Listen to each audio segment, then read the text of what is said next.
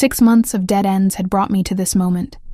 Standing outside Santa Maria della Vittoria on a Tuesday night in October, while rain turned the cobblestones of North End into mirrors reflecting neon signs from nearby restaurants. The church loomed above me, all dark stone and Gothic arches, windows black and empty at 11 p.m. when any sensible person would be home. But 3 women had walked through those doors and never walked out again, and I was done being sensible. Rachel had approved the story 3 weeks ago, though not without reservations.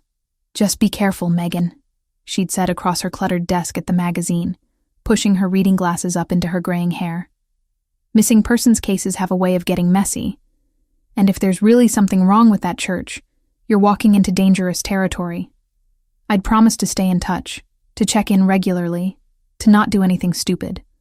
2 out of 3 wasn't bad. I pulled my jacket tighter against the wind that cut down Hanover Street, carrying with it the smell of garlic and basil from the restaurant still serving late dinners to tourists who didn't know better than to brave October weather. My camera bag hung heavy on my shoulder, packed with equipment I probably wouldn't use but brought anyway out of habit from years of field work. The last woman to disappear, Lauren Scott, had been seen entering the confessional booth on the left side of the nave. Security footage from a bodega across the street had captured her going in at 9:47 p.m. on a Friday. She never came out, at least not through the front door. The police had investigated, of course. They'd found nothing. The church had no other exits except a locked sacristy door that opened onto an alley, and the priest, Father Antonio, was 76 years old with arthritis and a solid alibi for that night. The case had gone cold within weeks, filed away with the other 2 disappearances that shared the same pattern. Young women, all in their late 20s, all last seen near or entering this church. No bodies, no witnesses, no answers. I tested the heavy wooden door and found it unlocked, which shouldn't have surprised me but did. Churches in this neighborhood usually locked up by 9, but maybe Father Antonio was inside, or maybe someone had forgotten. Either way, it was an invitation I couldn't refuse, even if every instinct I'd honed covering war zones and criminal investigations told me to turn around and come back during daylight hours with backup. The door creaked as I pushed it open, the sound echoing through what I immediately recognized as an empty space. No lights burned inside, except for a few votive candles near the altar, their flames casting dancing shadows across walls lined with paintings of saints and martyrs. The smell hit me next. That distinctive combination of incense, old wood, and candle wax that every Catholic church seems to share regardless of location. My footsteps on the marble floor sounded impossibly loud in the silence. I moved carefully down the center aisle, letting my eyes adjust to the darkness. The confessional booth stood along the left wall, just as the security footage had shown. 3 wooden structures that looked like miniature houses, each with doors on either side, and carved screens separating the priest's chamber from where the penitent would kneel. The one Lauren had entered was the middle booth, and I headed straight for it, fishing my phone from my pocket to use as a flashlight. The penitent's door opened with a soft groan of hinges that needed oil. Inside, it was cramped and dark. Barely enough room to kneel on the worn cushion that smelled of dust and old prayers. I ran my fingers along the wooden walls, looking for anything unusual, any sign of a hidden mechanism or passage that might explain how 3 women could vanish from a locked room. Nothing. Just solid wood and the carved screen separating me from the priest's side. That's when I heard it. A breath, not mine, coming from the other side of the screen. I froze, phone light still pointed at the wall, my heart suddenly hammering against my ribs. Someone was in the priest's chamber. At 11 at night. In a supposedly empty church. "Have you come to confess?" The voice was male, deep, with an accent I couldn't immediately place. Not the elderly Father Antonio, that was certain.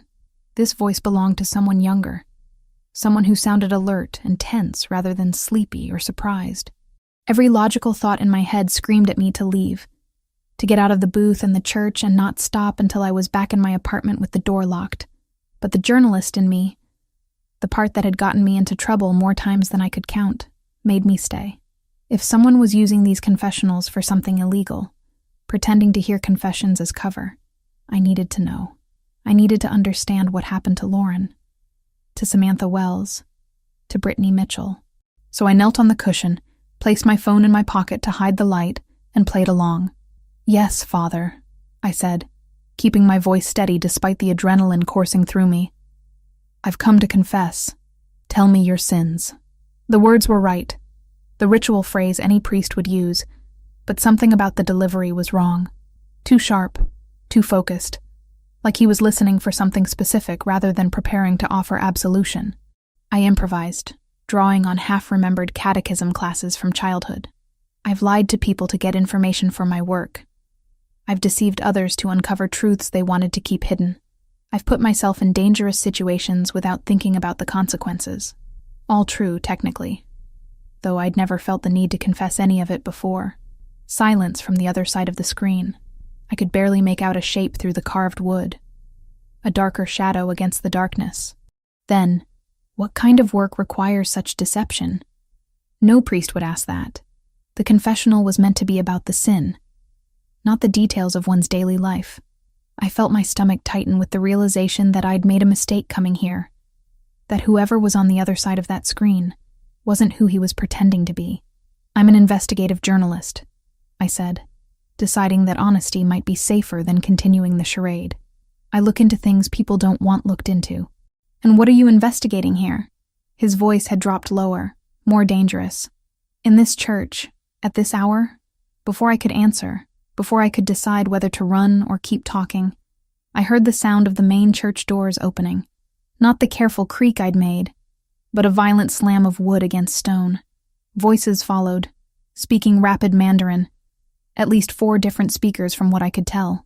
Footsteps, multiple sets, moving fast through the nave. "Don't move!" The whisper came sharp and commanding from the other side of the screen. "Lower your head. Don't make a sound. If they find you, we're both dead." I pressed myself against the back wall of the confessional, making myself as small as possible, head down like he'd ordered. Through the gaps in the door, I could see lights now, flashlight beams cutting through the darkness of the church. The voices grew louder, aggressive, punctuated by sounds I'd heard before in war zones. The distinctive click of firearms being readied, the metallic scrape of weapons being drawn. They were searching for something. For someone. And I was trapped in a wooden box with no exit and no weapon, listening to what sounded like an armed hit squad methodically checking every corner of the church. Something heavy crashed, probably one of the pews being overturned. Glass shattered, maybe one of the stained glass windows or a statue. The footsteps came closer, and I held my breath, pressing my hand over my mouth to muffle any sound. Through the screen I could see the shadow on the other side shift slightly, and I realized the man in the priest's chamber was preparing for something, his posture changing from passive to predatory. One of the searchers stopped right outside the confessional. I could see his boots through the gap under the door. Expensive leather. City shoes not meant for the kind of work he was clearly doing. He said something in Mandarin, and another voice answered from across the nave. The boots moved away. 10 minutes. That's how long it took for them to search the entire church. Though it felt like hours. 10 minutes of absolute stillness while my legs cramped from kneeling and my lungs burned from breathing as shallowly as possible. 10 minutes of wondering who these men were, and why they were here, and how I'd managed to walk into the middle of something that had nothing to do with missing women, and everything to do with violence. I didn't understand. Finally, the voices retreated. The footsteps moved back toward the entrance. The doors opened and closed, this time more carefully, and then silence settled over the church again like a physical weight. I waited, not daring to move until I heard the soft click of the priest's chamber door opening. Then the penitent's door swung inward, and I found myself staring up at a man who was absolutely, definitely not a priest. He was young, maybe early 30s, wearing a black cassock that fit wrong on his broad shoulders and muscular frame. Dark hair fell across his forehead, and his eyes caught what little light remained from the votive candles. Dark brown, almost black, and completely devoid of mercy or kindness. This was a man who had done violence, and would do it again without hesitation. The kind of eyes I'd seen on soldiers and mercenaries, and people who lived on the edge of civilization's rules. He looked me over quickly, assessing me the way a predator assesses potential prey, then made a decision. "You need to come with me," he said, his voice still low but no longer whispering. "Right now. No questions. If you want to live through the night, you'll follow me and stay silent." I should have refused, should have demanded explanations, should have tried to run for the door, should have done literally anything other than what I did. But something about the absolute certainty in his voice, combined with the memory of those armed men searching the church, made me believe him. Whatever was happening here was bigger and more dangerous than I'd imagined, and this stranger in priest's clothing might be the only thing standing between me and whatever fate had befallen Lauren and the others. So I nodded once and stood on shaking legs, watching as he moved to the sacristy door with the practiced silence of someone trained in stealth. He produced a key from somewhere in the cassock, unlocked the door, and gestured for me to follow him into the darkness beyond. The sacristy was smaller than I expected, cluttered with vestments hanging from hooks on the walls and the faint smell of old incense clinging to everything. The man in the cassock moved through it like he'd memorized every inch, not bothering to turn on lights as he headed for what looked like a supply closet in the back corner. He pulled the door open to reveal shelves stacked with candles and prayer books, then reached past them to press something I couldn't see. A section of the back wall swung inward with a soft click that sounded impossibly loud in the silence. "Inside," he ordered, glancing back at me with those dark eyes that held no patience for questions or hesitation. I hesitated anyway, because following strange men into secret passages was exactly the kind of decision that got people killed. Who were those men? Why were they looking for you? And what does any of this have to do with the missing women? He turned fully toward me then, and I saw his jaw tighten with barely controlled frustration. "You have two choices right now. You can come with me and maybe live long enough to get answers, or you can stay here and wait for them to come back. Because they will come back, and when they realize I'm gone, they're going to start looking for witnesses. Anyone who might have seen which direction I went." He paused, letting that sink in. "You were in that confessional. You heard things. That makes you a liability they'll eliminate without thinking twice." The logic was sound, even if I hated it. I'd heard them searching, heard the violence in their voices. Whatever was happening here went far beyond a story about missing women from a church. I'd stumbled into something bigger and more dangerous, and my options had narrowed to a single path forward. "Fine," I said, moving toward the hidden passage. "But I want answers once we're somewhere safe. You'll get them." He gestured for me to go first, and I realized it was a tactical decision. If I tried to run or do something stupid, he'd be right behind me to stop it. The passage was narrow, barely wide enough for my shoulders, carved from stone that felt ancient under my fingertips as I steadied myself in the darkness. The door closed behind us with a solid thunk, and suddenly, the only light came from a small flashlight he produced from somewhere in the cassock. "Move forward, steps down in about 20 feet. I did as instructed, feeling my way along the rough walls, breathing air that tasted stale and unused. The steps, when I reached them, were uneven and worn smooth by centuries of feet. How many people had used this passage? And for what purposes? The historical part of my brain wanted to stop and document everything. Take photos. Ask questions about the construction and age of these tunnels. The survival-focused part kept me moving downward into the cool dampness that smelled of earth and old stone. We descended for what felt like several minutes before the passage leveled out into a wider tunnel, tall enough to stand upright in, with brick archways every 15 feet or so supporting the ceiling. Water dripped somewhere in the distance, echoing in the enclosed space. The man behind me kept the flashlight pointed forward, illuminating just enough of the path ahead to walk without tripping. "The church was built in 1887, he said suddenly, his voice echoing slightly off the walls. "But these tunnels are older. Colonial era, maybe earlier. Smugglers used them to move goods from the wharves to buildings throughout the North End without paying taxes or tariffs. Some say pirates used them too, though that's probably more legend than truth." "How do you know about them?" I asked, grateful for the conversation, if only because it distracted from the claustrophobic press of stone around us and the very real possibility that I'd made a terrible mistake. "My family has been in this neighborhood for 3 generations. You learn the history, the hidden spaces, the routes that don't appear on any official map. It's necessary for survival in certain lines of work." That phrase, "certain lines of work," hung heavy with implication. I wanted to press him on it, to demand specifics about who he was and what he did, but something told me to wait. We were still in the tunnels, still potentially being pursued, and antagonizing the only person who knew the way out seemed like poor strategy. The passage branched several times, but he never hesitated, turning left or right with the confidence of someone who'd walked this route before. We passed what looked like old storage rooms carved into the walls, empty now except for rotting wooden crates, and the bones of small animals that had gotten lost down here and never found their way out. The thought made me shiver despite the physical exertion keeping me warm.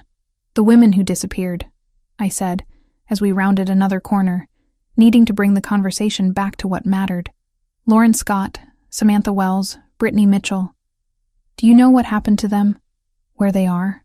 He was quiet for several steps, and I thought maybe he wouldn't answer. "Then, they're alive. At least, they were as of 3 days ago. The Green Dragon Triad has them."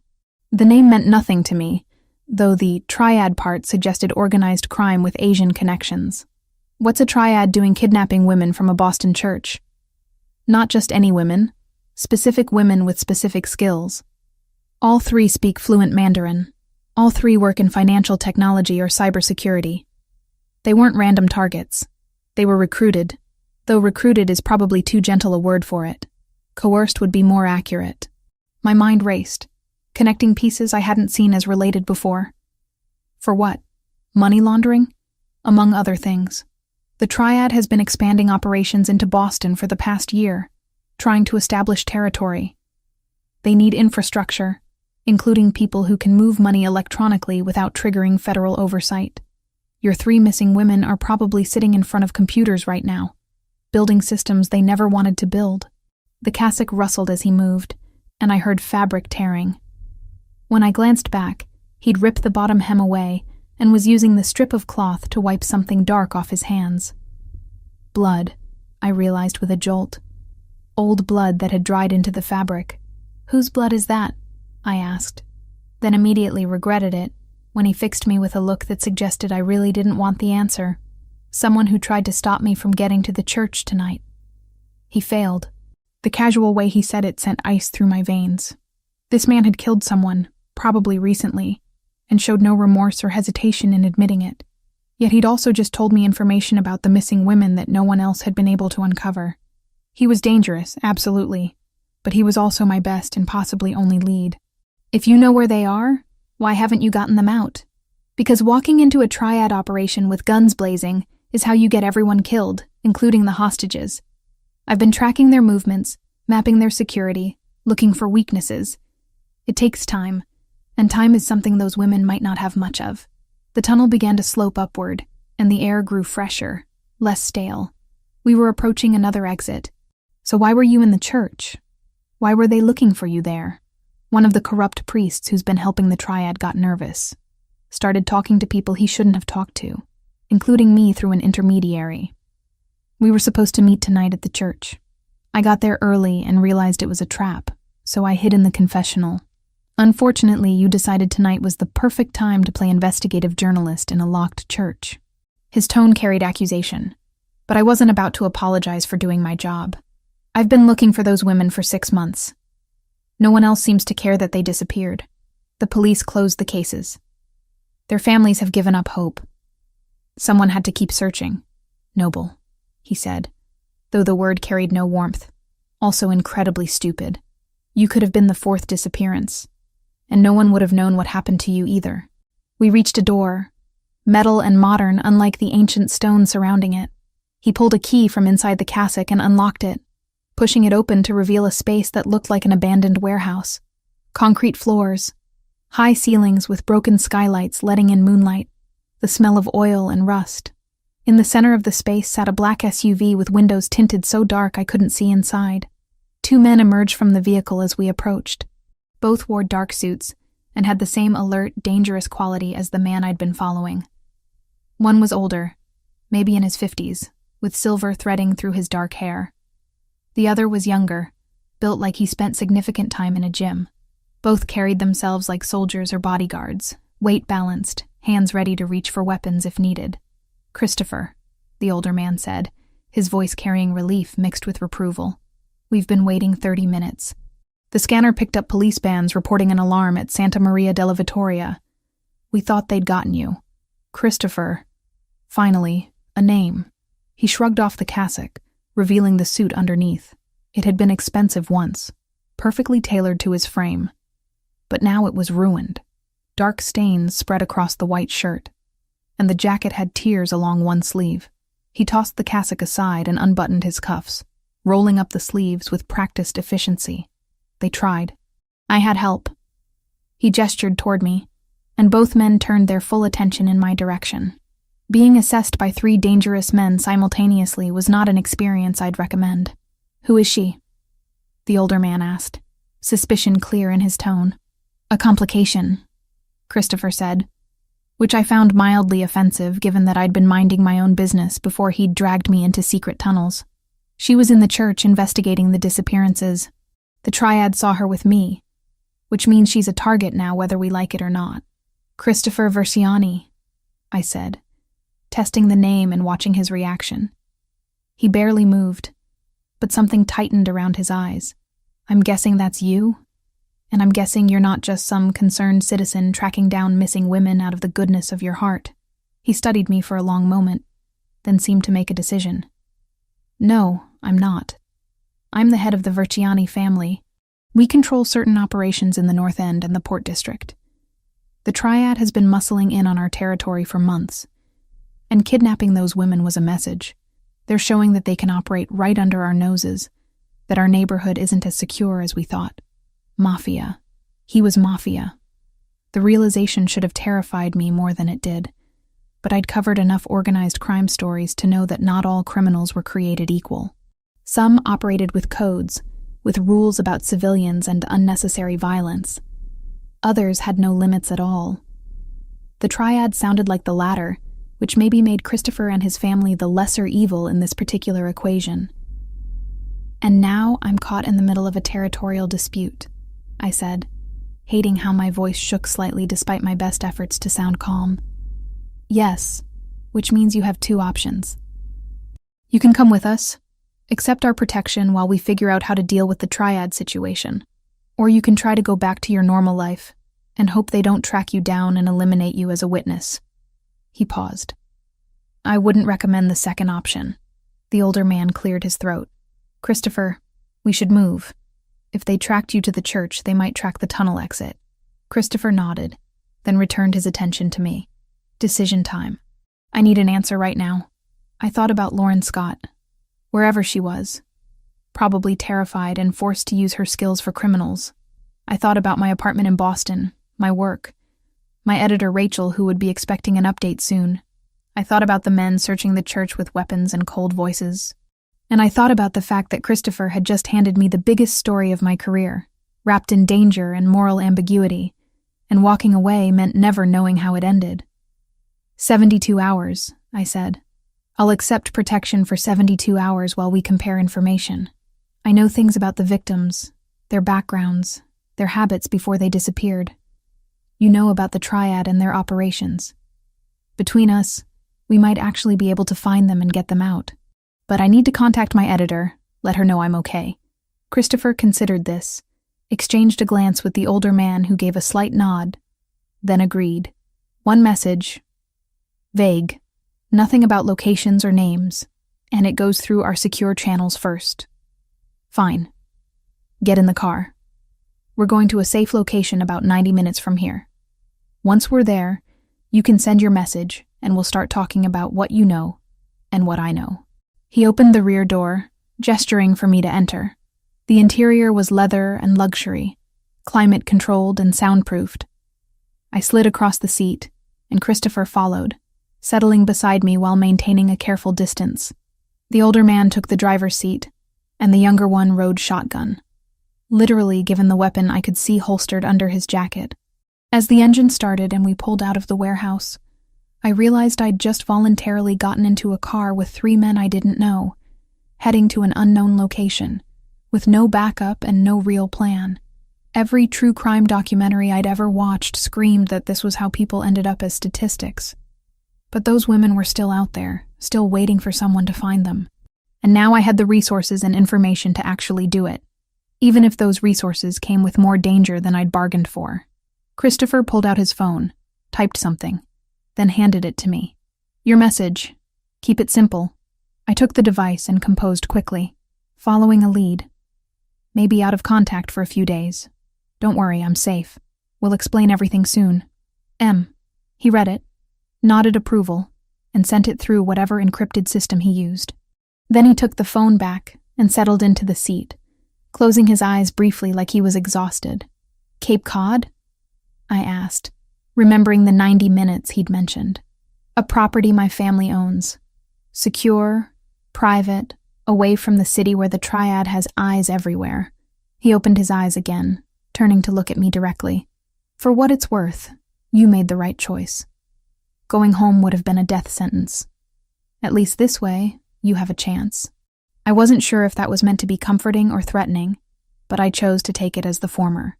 We had 72 hours to figure out how to rescue 3 women from a criminal organization that had already proven willing to kill. It wasn't much time, but it was more than those women had yesterday.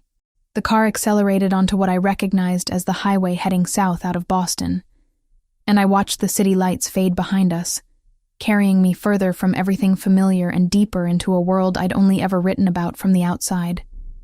Now I was inside it, for better or worse, and there was no turning back. The house materialized out of coastal fog, like something from a Gothic novel. All weathered stone and wide windows facing the Atlantic. We'd driven the last 20 minutes in complete darkness, winding through back roads that didn't appear on any GPS, until the SUV finally pulled into a circular driveway, illuminated by subtle landscape lighting. Christopher had remained silent for most of the journey, making occasional calls in what I assumed was Italian, his voice too low for me to catch more than fragments. Joseph cut the engine and turned in his seat. "Welcome to the Versiani summer residence. You'll be comfortable here, and more importantly, you'll be safe.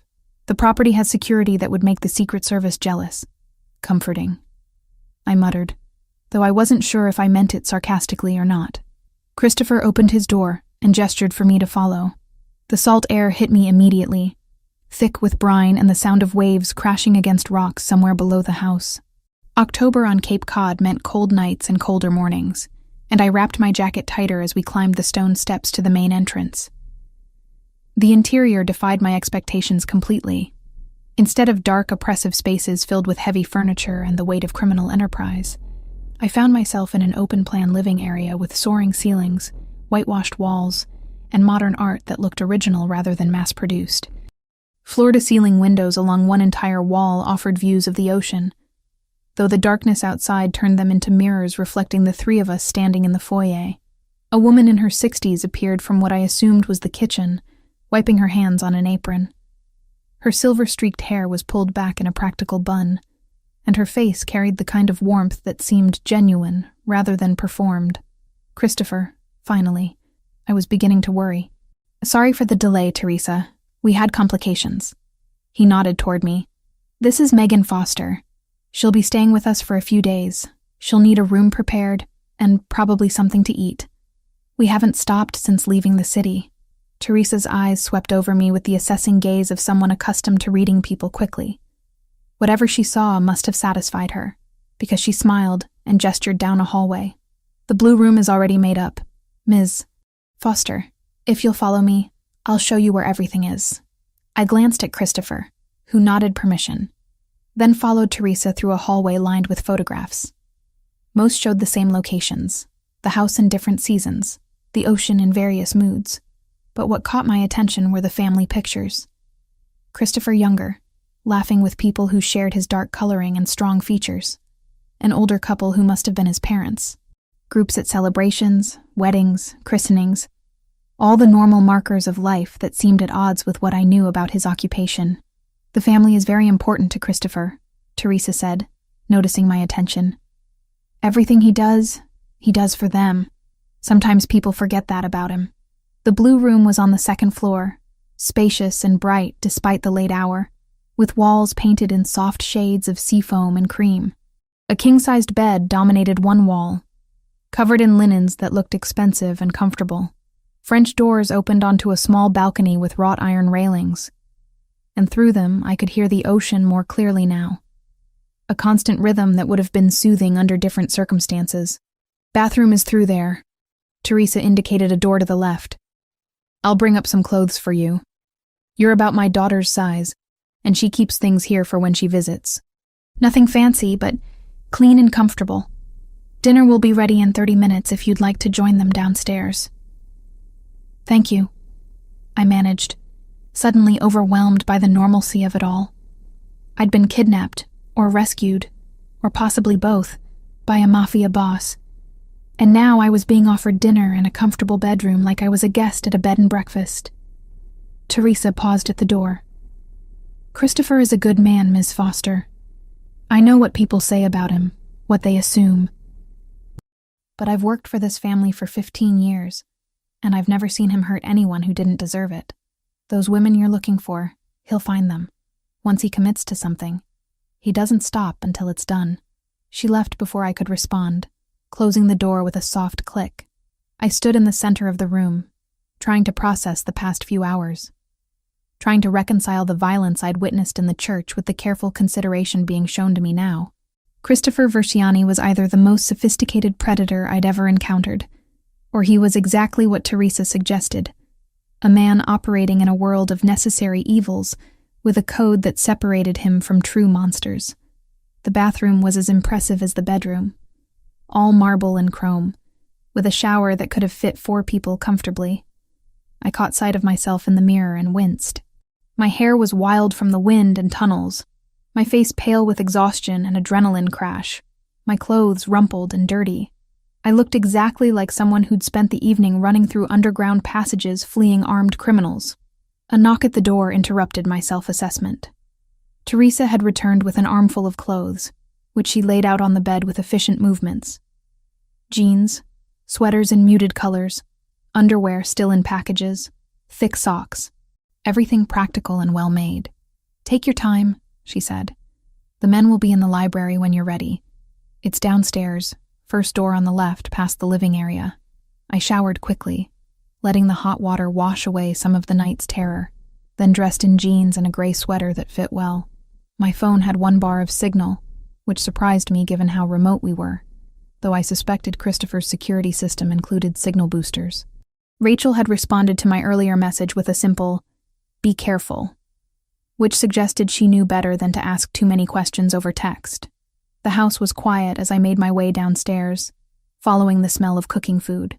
The library Teresa had mentioned was exactly where she'd indicated, a room lined floor to ceiling with books that looked read rather than decorative. A large wooden table dominated the center, covered with laptops, papers, and what appeared to be maps of Boston and the surrounding areas. Christopher sat at the head of the table, now wearing jeans and a dark Henley instead of the ruined suit. He'd showered too, his hair still damp, and without the cassock and blood-stained clothing he looked younger, less intimidating. Joseph sat to his right, typing on a laptop with reading glasses perched on his nose. Both looked up when I entered. "Feeling better?" Christopher asked, gesturing to an empty chair across from him. "Cleaner, at least. I'm not sure better is the right word for any of this." Joseph smiled slightly. "Fair assessment.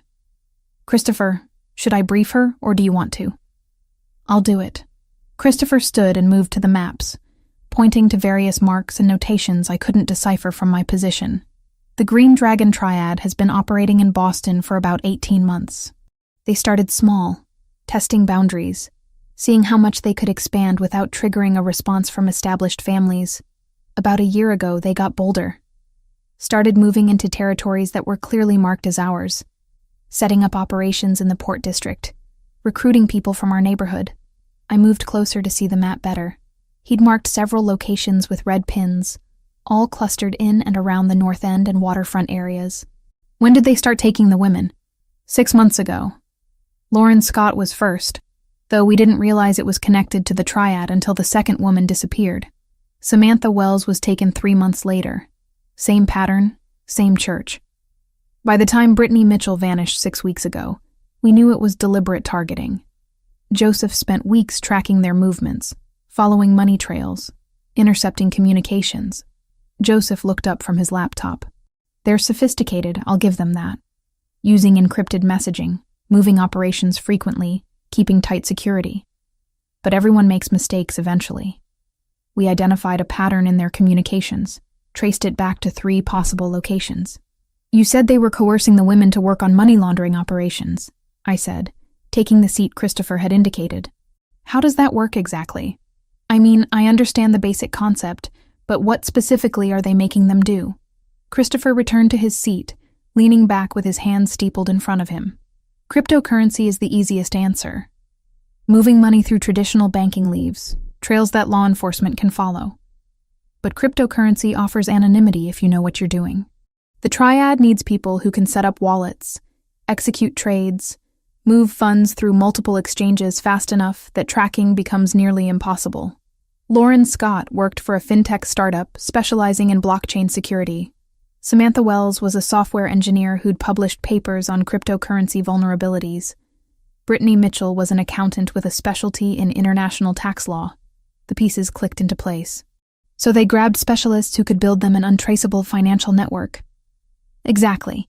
And by using coercion rather than recruitment, they ensured loyalty through fear rather than payment.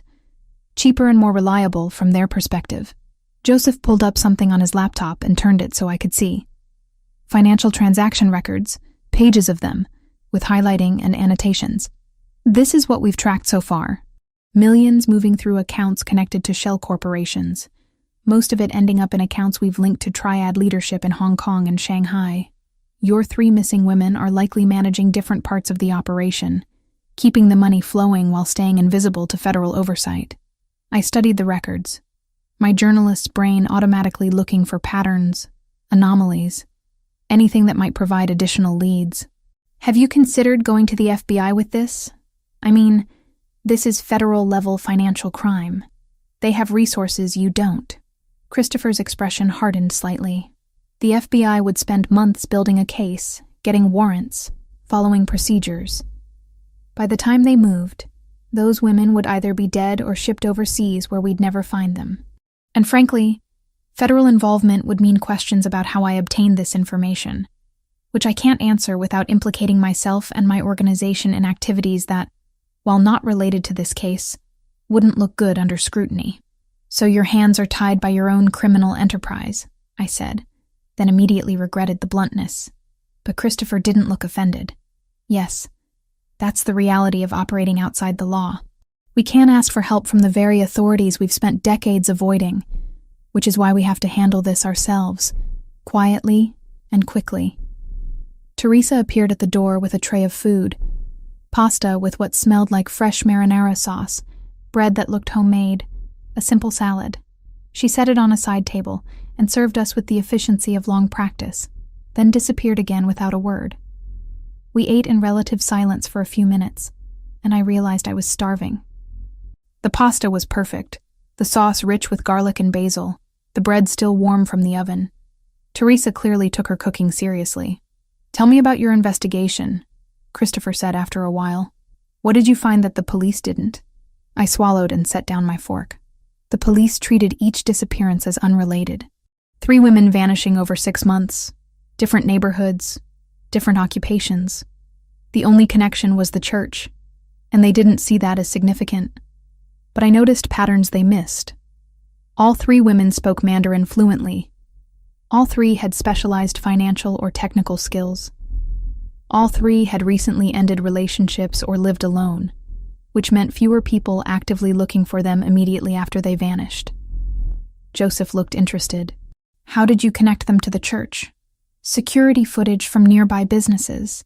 The police checked the church's internal cameras, but there aren't any. So they assumed nothing useful could be found. I spent weeks going door to door, asking businesses if I could review their external security footage. A bodega across the street had a camera that captured part of the church entrance. I saw Lauren go in. Then I found 2 other businesses with cameras that showed different angles. Samantha and Brittany, both entering that same church within an hour of last being seen. Christopher studied me with what might have been respect.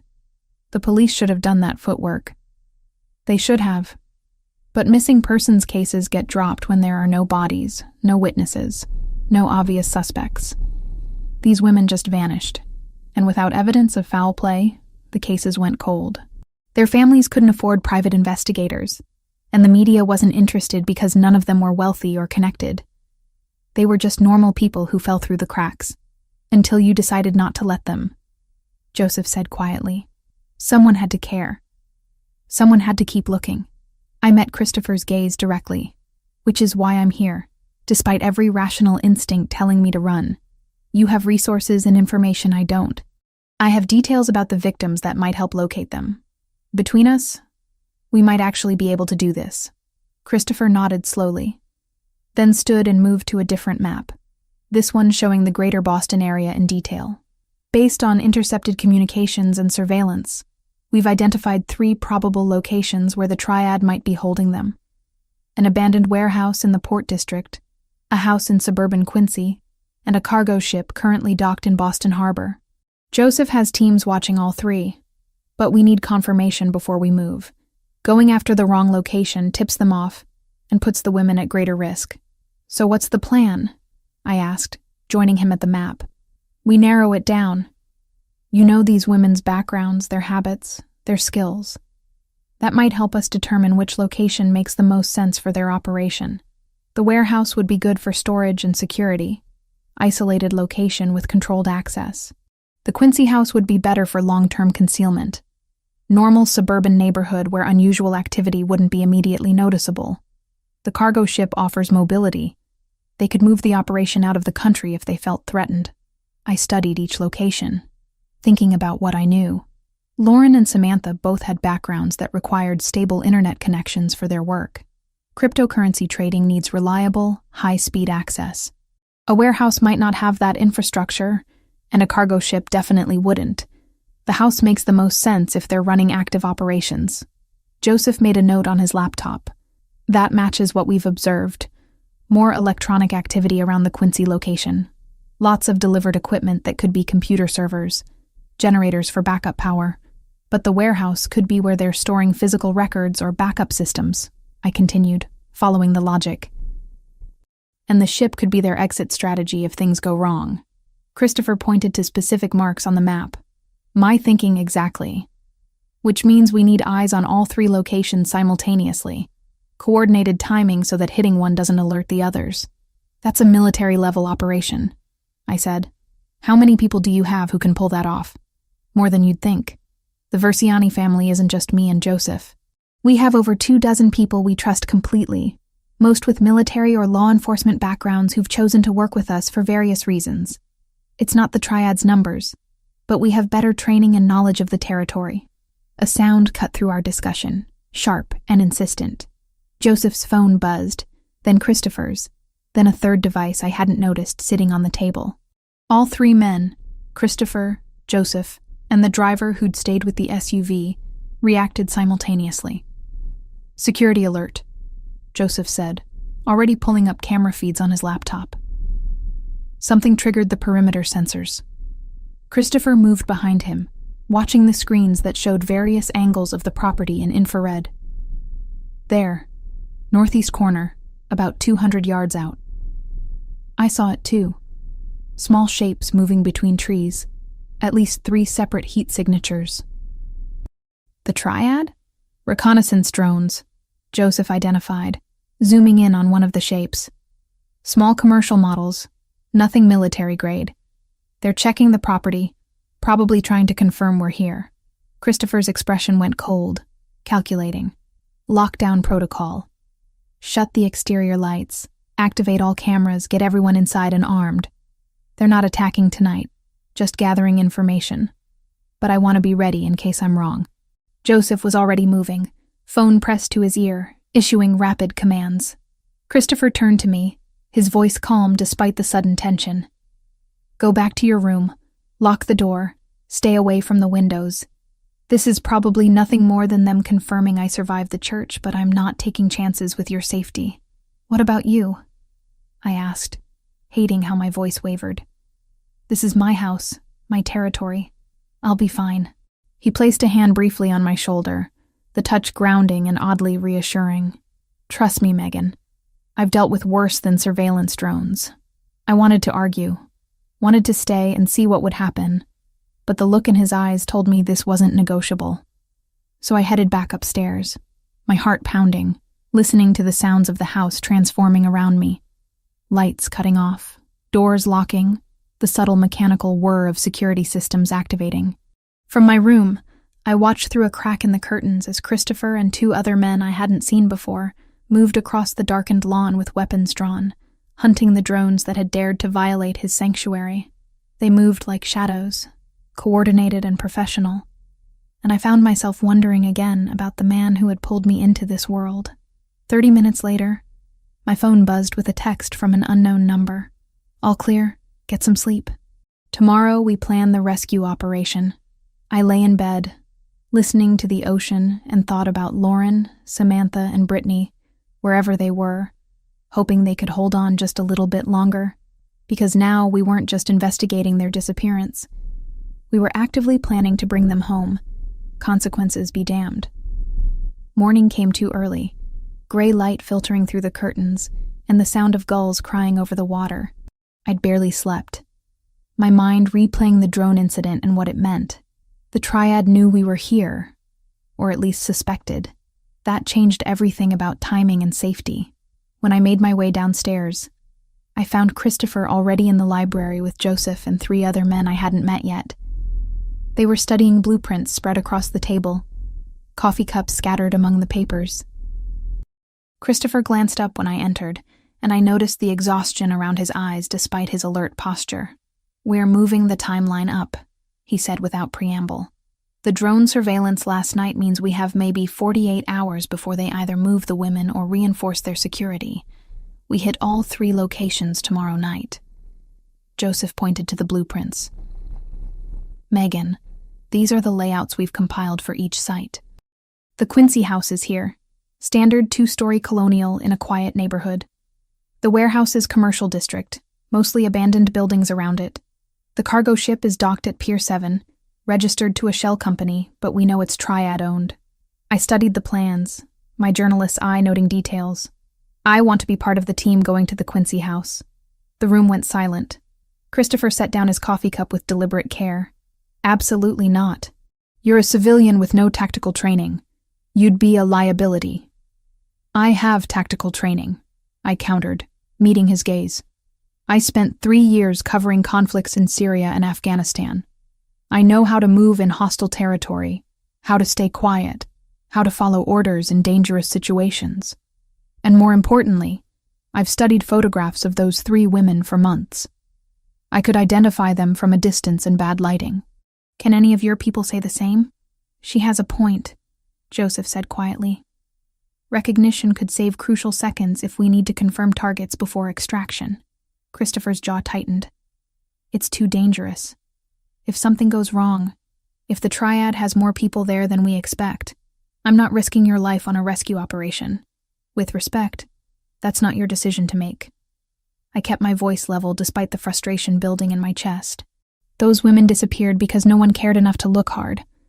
I've spent half a year trying to find them. I'm not sitting in this house while you go get them. Either I'm part of the team, or I find my own way there. The threat was empty, and we both knew it, but something in my determination must have registered, because Christopher exchanged a long look with Joseph before sighing heavily. "Fine, but you're with the Quincy team only, which will be the smallest operation. Visual identification from a distance. Nothing more. You follow every order exactly as given, and if I tell you to retreat, you retreat immediately." "Understood. Understood." Over the next 36 hours, I learned exactly how seriously Christopher took planning. Every morning started at 6 with briefings in the library, reviewing updated intelligence Joseph's surveillance teams had gathered overnight. Every afternoon involved running through scenarios, contingency plans, communication protocols. Christopher was meticulous to the point of obsession, questioning every assumption, stress testing every decision. But it was during the evenings, after the others had left, and it was just Christopher, Joseph, and me reviewing the day's progress, that I began to see past the careful control he maintained. Small things revealed themselves. The way he touched the grip of his weapon 3 times before holstering it, always 3, never 2 or 4. The way he avoided talking about his family despite the photographs everywhere. The way he watched me when he thought I wasn't looking. His expression unreadable, but intense. On the third night, while Joseph was on a call with one of his surveillance teams, Christopher and I ended up alone in the library. He was cleaning his weapon with practiced efficiency, and I was reviewing my notes on the victims. "Why do you do that?" I asked, watching him check the magazine for the third time. "Do what?" "Check everything 3 times. The magazine, the safety, the chamber. Always 3. His hands stilled for just a moment before continuing their work. "My cousin Anthony died because someone didn't properly check their weapon before an operation. Misfire killed him instantly. He was 23. Christopher looked up at me, his dark eyes holding memories I couldn't see. "So I check 3 times. Once for the weapon, once for the person it might save, once for the person it might kill. It's a reminder that every detail matters." The rawness in his voice caught me off guard. "I'm sorry. That must have been terrible. It taught me to be careful. In my world, carelessness gets people killed." He set the weapon aside and leaned back in his chair. "What about you? That necklace you wear, you touch it whenever you're worried or thinking hard. What's the story there?" My hand went instinctively to the silver pendant at my throat. A small compass rose, worn smooth with time. My mother gave it to me before I left for my first overseas assignment. She said as long as I wore it, I'd always find my way home. I swallowed against the tightness in my throat. She died 2 years later in a car accident. I never got to tell her how many times thinking about that compass kept me from giving up in dangerous situations. "She'd be proud of you," Christopher said quietly. "What you're doing for these women, the risks you're taking, that takes courage most people don't have. Or stupidity. The line is pretty thin." "Maybe. But I've seen a lot of people in my life, Megan. Some brave, some stupid, some both. You're not stupid. Stubborn, definitely. But not stupid." The moment stretched between us, charged with something I wasn't ready to name. Joseph's return broke it, but the understanding remained. The day of the operation arrived with unseasonably warm weather, the kind of October evening that felt more like summer. Christopher gathered all 3 teams in the library for final briefing. 12 people total, divided into groups of 4 for each location. I would be with Joseph's team hitting the Quincy house. Christopher would lead the warehouse team. A man named Vincent, who'd been introduced as former Navy, would take the cargo ship. "Simultaneous entry at 9 p.m., Christopher instructed, pointing to the synchronized watches everyone wore. "Radio silence except for emergencies. Each team has 30 minutes to confirm targets, secure any intelligence, and extract.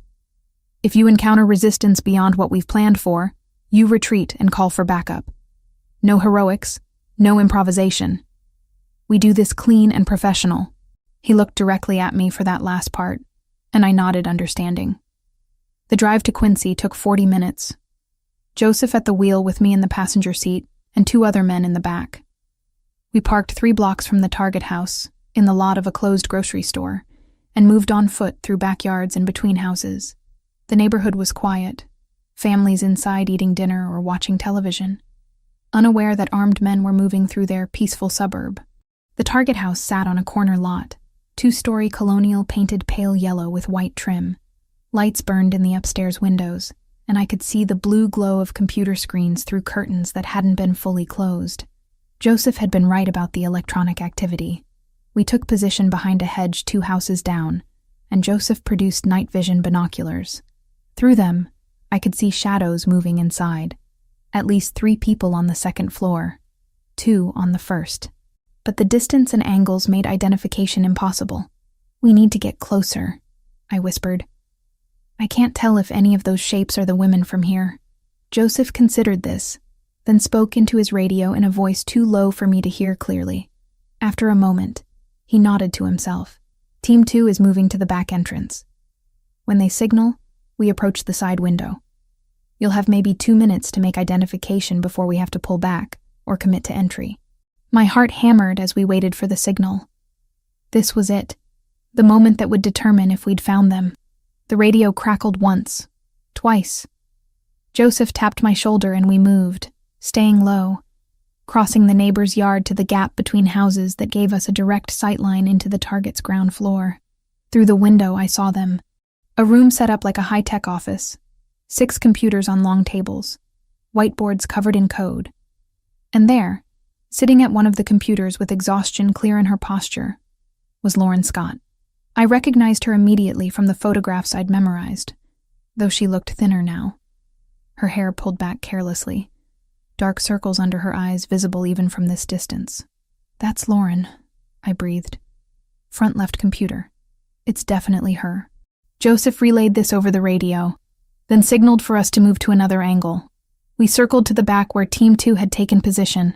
Through the kitchen window, I spotted someone else, a woman with red hair pulled into a ponytail. Her face turned slightly away, but when she reached for something on the counter, I saw her profile and recognition clicked into place. Samantha Wells. That's her in the kitchen. 2 confirmed, Joseph whispered into his radio. Preparing for entry. That's when everything went wrong. Joseph's radio crackled with Christopher's voice, strained and urgent. "All teams, abort. Warehouse is a trap. I repeat, warehouse is a trap. Multiple hostiles were pinned down. Need immediate extraction." My blood turned to ice. Christopher was in trouble, outnumbered and trapped in that warehouse across the city. Joseph was already moving, signaling his team to fall back. But my mind was racing ahead to terrible conclusions. If we left now, we might never get another chance at the Quincy house. But if we didn't help Christopher, he and his team could die. "Joseph." I grabbed his arm as we retreated to the car. "We need to help them. Christopher has backup protocols. Vincent's team is closest, they'll provide support." But I could hear the worry in his voice despite the professional calm. We were halfway back to the vehicle when another burst of radio traffic came through. This time Christopher's second in command at the warehouse. "Officer down. Multiple hostiles. Request immediate backup. We cannot hold this position." Joseph swore viciously in Italian and picked up his pace.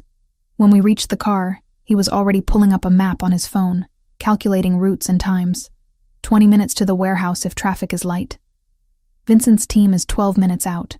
12 minutes could be an eternity in a firefight. I made a decision that would either save lives or ruin everything. "I have a contact," I said quickly, pulling out my phone. "Detective Ryan Mitchell, Organized Crime Division. I covered a story 3 years ago on human trafficking. He was my source. If I call him, tell him there's an active situation involving kidnapped women and a firefight in progress, he can get units there faster than we can." Joseph stared at me. "You want to call the police? To a Mafia operation? I want to save Christopher's life. And if cops show up, the triad has to back down or face charges that actually stick. It's the only leverage that works against both sides. Christopher will never forgive you for involving law enforcement. Then he can hate me while he's alive instead of dead in a warehouse." Joseph hesitated for maybe 3 seconds, then nodded once. "Make the call. But you take full responsibility for the consequences." My hands shook as I dialed Mitchell's number, praying he still used the same phone after 3 years. It rang twice before his familiar, gravelly voice answered. "Mitchell. Detective, it's Megan Foster. I don't have time to explain everything, but I need units at the old shipping warehouse, Pier 12 in the Port District. There's a kidnapping situation, 3 women being held by a criminal organization. And there's an active firefight happening right now. People are going to die if you don't get there immediately." "Foster. How the hell do you know this?" "I've been investigating the disappearances of Lauren Scott, Samantha Wells, and Brittany Mitchell for 6 months. I found them. They're in Quincy, but there's a simultaneous operation at the warehouse that's gone bad. I'll explain everything later. But right now you need to trust me and send every available unit." Silence for a heartbeat.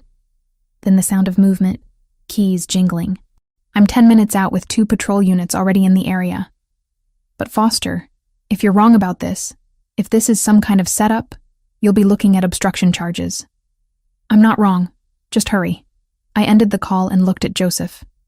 "Done. Now drive." We broke every speed limit getting to the port, Joseph's phone on speaker as Vincent's team reported their arrival at the warehouse. Gunfire was clearly audible in the background of the transmission, sharp cracks echoing through the radio. Then, blessed and terrifying, the sound of sirens. Police inbound, Vincent reported. Multiple units, they're surrounding the building. Triad forces are pulling back. Joseph let out a breath I didn't realize he'd been holding. Christopher, status? Alive. Pissed off, but alive. Christopher's voice came through rough but strong. Someone called the cops. I'm guessing I know who. She saved your life, Joseph said simply. She also just complicated everything exponentially. But we'll deal with that later. Right now, we need to secure the women before the Triad realizes we're hitting Quincy too. By the time we reached the warehouse, it was chaos. Police cruisers blocked both ends of the street. Officers in tactical gear moving through the building. I spotted Christopher immediately, standing by an ambulance with paramedics checking the bleeding wound on his left arm, while he gestured with the other hand, clearly giving orders to his remaining team members. His eyes found mine across the distance, and even from 50 feet away, I could see the fury and something else. Maybe relief, maybe frustration. Definitely complicated emotions he'd have to sort through later. Detective Mitchell appeared at my window before I could get out of the car. Start talking, Foster, and this better be good. The next 20 minutes existed in a blur of sirens, flashing lights, and controlled chaos. Police units converged on the warehouse from 3 directions while Detective Mitchell kept me in his cruiser, alternating between asking questions and barking orders into his radio. Through the windshield, I watched federal agents in tactical gear move through the building, weapons drawn, as remaining Triad members were escorted out in handcuffs. Christopher emerged supported by 2 paramedics, his left arm wrapped in temporary bandaging, blood seeping through the white gauze. Even injured and surrounded by law enforcement, he moved with that same dangerous grace, his attention sweeping the scene until his eyes found mine. The fury in his gaze was palpable even across the distance, mixed with something else I couldn't quite identify. Relief, maybe. Or betrayal. Possibly both. That's him, Mitchell said, following my line of sight. Christopher Versiani. We've been trying to build a case against his organization for 5 years. Never enough evidence that sticks. Too many lawyers, too many people too scared to testify. He turned to look at me directly. You want to tell me how you ended up working with a known crime boss on a kidnapping case? I chose my words carefully. I've been investigating the disappearances of 3 women for 6 months. Lauren Scott, Samantha Wells, Brittany Mitchell. The police closed their cases. Their families had given up. I kept digging because someone had to care. My voice gained strength as I continued. Tonight, I received information that they were being held by the Green Dragon Triad, forced to work on financial crimes. When I realized there was a firefight with multiple casualties imminent, I called you, because saving lives matters more than anything else. And Versiani? What's his involvement? His organization operates in the same territory the Triad has been trying to infiltrate. The kidnappings were part of a larger territorial dispute. He was trying to locate the women for his own reasons. I used that situation to get information I couldn't access any other way. Mitchell studied me with the practiced skepticism of someone who'd heard too many carefully constructed half-truths. You realize that makes you an accessory to whatever criminal activity he was engaged in tonight. I realize I just helped you rescue 6 kidnapped women and handed you a major Triad operation. What happens to me is less important than what happens to them. Before Mitchell could respond, another detective approached with urgent news. The Triad members we detained are talking, trying to cut deals. They've given us the location of a cargo ship at Pier 7. Says there are more victims being held there, including the 3 women Foster mentioned. From their statements, we would later learn that during the chaos at the warehouse, another crew had swept through the Quincy house, stripping the place bare and moving the women onto the ship in preparation for a fast departure. My heart leaped. That's them. Lauren, Samantha, and Brittany. They have to be on that ship. Mitchell was already moving, issuing orders into his radio. All available units to Pier 7. Federal agents standing by for coordinated entry. No one moves until we have the location secured. I'm coming with you, I said, climbing out of the cruiser before he could object. Like hell you are. You're a civilian and a potential witness. You stay here. Those women have been missing for 6 months. I've studied their faces, their cases, every detail of their lives. I can identify them faster than anyone else you have. Every second counts if they're being held on a ship that could leave port. Mitchell considered this for approximately 2 seconds before nodding curtly. You stay behind me at all times. You follow every order exactly as given. You do anything stupid, I will personally arrest you for obstruction. Clear. Crystal. The convoy to Pier 7 moved with lights, but no sirens, trying to maintain some element of surprise. Through the window of Mitchell's cruiser, I watched the port district slide past. Industrial buildings and shipping containers stacked like giant building blocks. Christopher had been taken to a different location for medical treatment, Joseph accompanying him, which meant I had no way to know if he was okay beyond the paramedics' assurance that the gunshot wound was superficial. Pier 7 was lit by harsh industrial lighting, the cargo ship looming against the night sky like a steel mountain. Federal agents had already established a perimeter by the time we arrived, and I recognized one of them as the lead on human trafficking cases I'd interviewed years ago for a different story. The rescue operation was precise and professional. Agents moved through the ship methodically, clearing rooms, securing evidence, calling for medical personnel. I waited at the base of the gangway with Mitchell, every muscle tense, until finally an agent emerged, escorting 3 women wrapped in emergency blankets. I saw Lauren first. Thinner than in her photographs, hair unwashed and limp, dark circles under her eyes, but alive and walking under her own power. Behind her came Samantha, her red hair tucked into a ponytail, glasses slightly askew.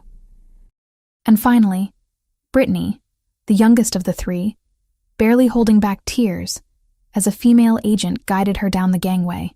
That's them, I breathed, my own eyes burning. All 3. Lauren Scott, Samantha Wells, Brittany Mitchell. Mitchell signaled for paramedics while I approached slowly, not wanting to frighten them.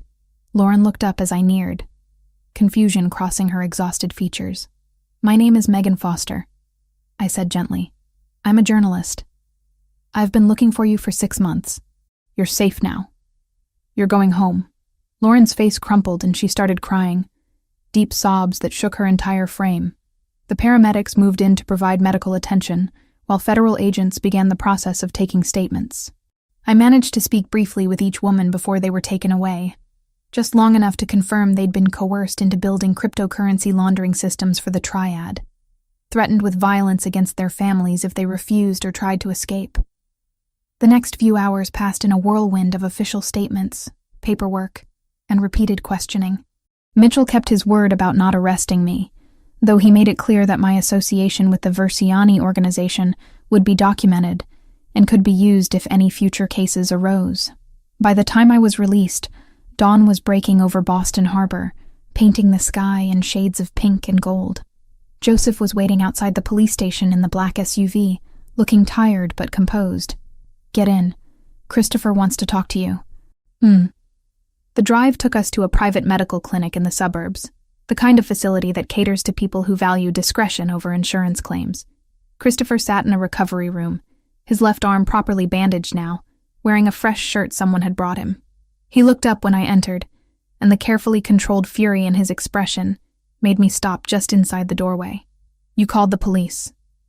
It wasn't a question. I saved your life. I kept my voice steady, despite the tremor running through my hands. You were outnumbered and trapped. People were dying. What else was I supposed to do? Follow the plan. Trust that I had backup protocols in place. Anything except involving law enforcement in an operation that could have gotten all of us arrested or killed. Your backup protocols weren't working fast enough. I heard the radio traffic. You were pinned down with multiple casualties. Another 5 minutes and you might have been dead. He stood, moving toward me with the predatory grace that always made my breath catch. You made a decision that affected not just me, but my entire organization. The Triad is detained but not destroyed, which means there will be retaliation. The police now have documentation connecting me to tonight's events, and you've compromised your own safety by being identified as someone who works with my family. I know all that. I lifted my chin, meeting his gaze directly, and I'd make the same choice again, because those women are alive and free. Because you're alive and standing here angry at me instead of dead in a warehouse. I can live with the consequences of that. Something shifted in his expression, the fury banking to reveal exhaustion and grudging respect. You're either incredibly brave or incredibly reckless. I haven't decided which yet. Probably both." He almost smiled at that, then winced and touched his injured arm. "The women, they're really okay? Traumatized, physically exhausted, but alive. Federal agents are protecting them while they recover and give statements. The triad leadership is being charged with kidnapping, human trafficking, and about a dozen financial crimes. It's going to be a major case. Probably national news by morning, which means you got your story. I got something better. I got them back alive." We stood in silence for a moment, the weight of everything that had happened settling between us. Finally, Christopher spoke again, his voice quieter. "Mitchell pulled me aside before they released me. Told me he knows you called him tonight, that you took responsibility for involving law enforcement. He said you put yourself at legal risk to save my life and my men's lives, and that I should remember that before I did something stupid, like exact revenge on a civilian journalist." "Did you tell him you don't do revenge on civilians?" "I told him that you and I had business to conclude regarding the women's stories, and that he should focus his attention on the actual criminals who'd committed actual crimes instead of harassing people who'd helped with the rescue." Christopher moved to sit back down, clearly more injured than he wanted to admit. "My family's attorneys are already working to ensure none of tonight's events lead to charges against my organization. It helps that we arrived at the warehouse after the triad ambushed us, technically making us the victims rather than the aggressors. Self-defense," I said, understanding the legal strategy. "Exactly. Combined with the fact that we provided information that led to the rescue of 6 kidnapping victims, including 3 that law enforcement had given up on. The district attorney is unlikely to press charges. We'll maintain our distance from official investigation, cooperate minimally, and let the triad take the fall for everything. Over the next week, I lived in a strange suspended reality. Federal agents interviewed me multiple times, building their case against the triad leadership. Detective Mitchell checked in daily, half protecting me and half ensuring I wasn't going to disappear or change my story. And I spent every spare moment interviewing Lauren, Samantha, and Brittany, documenting their experiences with their permission, building the most important article of my career. Christopher maintained physical distance, but sent messages through Joseph confirming he was recovering, that territorial negotiations with other crime families were happening behind the scenes, that the triad's presence in Boston was being systematically dismantled. He'd stepped back from visible leadership as part of an agreement with rival organizations, letting Joseph handle day-to-day operations while he played consultant from the shadows. The article I published 3 weeks later landed like a bomb in journalistic circles. The women the city forgot, how 3 kidnapping victims survived 6 months of high-tech slavery, became national news within hours of hitting the magazine's website. I'd omitted Christopher's specific role per our agreement, focusing instead on the victims' stories and the triad's sophisticated operation. Lauren, Samantha, and Brittany were portrayed as survivors rather than victims, brave women who'd endured unimaginable circumstances and lived to tell about it. Rachel called me the morning after publication, her voice thick with pride and concern. "Megan, this is incredible work. Best thing you've ever written. But I'm getting calls from other news organizations wanting to know how you got access to these women before anyone else, how you knew where to find them. What do I tell them? Tell them I did 6 months of old-fashioned investigative journalism that law enforcement couldn't or wouldn't do. Tell them I followed leads everyone else had given up on. And tell them the women trusted me to tell their story honestly, which is why they talked to me first." All true, even if it wasn't the complete truth. 3 weeks after the rescue, Detective Mitchell called to inform me that the triad leaders had been formally charged and would face trial within 6 months. With their organization dismantled and leadership in custody, the threat level against me had dropped significantly. My police protection was being withdrawn. That night, I sat in my apartment in Boston for the first time in almost a month, staring at the stack of research I'd accumulated on the case, thinking about everything that had happened and everything that had changed. My phone buzzed with a message from an unknown number. "Congratulations on the article. The women deserve to have their story told properly. You did good work. Take care of yourself, Megan. C." I stared at those words for a long time, my thumb hovering over the reply button. But what could I say? Thank you for helping me find them? Sorry for calling the cops. I'm glad you didn't die. None of it seemed adequate to capture the complicated relationship we'd developed, built on mutual need and grudging respect, and something else I wasn't ready to examine too closely. Instead, I saved the number and put my phone away, knowing that whatever happened next, whatever consequences still waited to unfold, I'd made the right choices when they mattered most. And sometimes, that had to be satisfaction in itself. Returning to my apartment felt surreal, like stepping back into a life that belonged to someone else. The small studio on the 3rd floor of a walk-up in Allston looked exactly as I'd left it over a month ago, but everything felt different now. The stack of research on my desk about the missing women seemed almost quaint compared to what I'd actually experienced. Books about organized crime that I'd used for background felt like children's stories, next to the reality of Christopher Verciani and his world. I spent the first week trying to establish some kind of normalcy, writing follow-up pieces for Rachel about the triad prosecution, fielding interview requests from other publications who wanted to know how I'd cracked the case when law enforcement had failed. I gave careful, diplomatic answers that satisfied curiosity without revealing anything that could compromise Christopher or his organization. It was a delicate balance, and I wasn't entirely sure I was succeeding. The nightmares started on the 4th night.